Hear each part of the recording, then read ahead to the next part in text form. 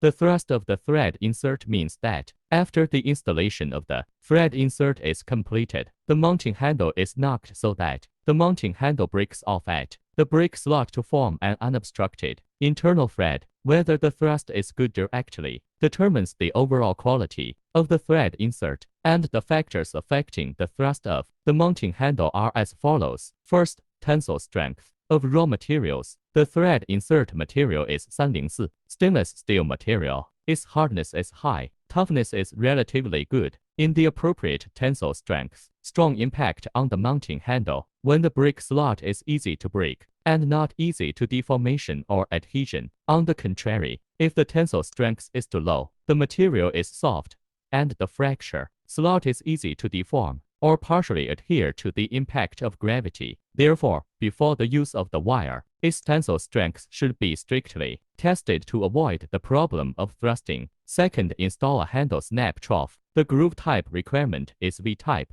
and its ideal depth is 1/2 of the short diagonal line of the wire. When the depth is less than 1/2, it is not easy to break. When it is greater than 1/2, it cannot complete the installation. The fracture slot is between 30 and 90. Third, bottom hole environment. When the bottom hole is a blind hole, the distance between the depth of the thread and the bottom of the hole should be reserved not less than 4 times the pitch to ensure the punching space. Less than 4 times the pitch is prone to the mounting handle touching the bottom and punching constantly. Fourth, install the handle length. The length of the mounting handle will also affect the thrust of the fracture groove. If it is too long, the mounting handle will touch the bottom and not break. If it is too short, the punch will pass through the gap of the mounting handle and rush continuously. Fifth, shape and diameter of the bottom of the thruster. The shape of the thruster has an important effect on the thrusting effect. Generally speaking,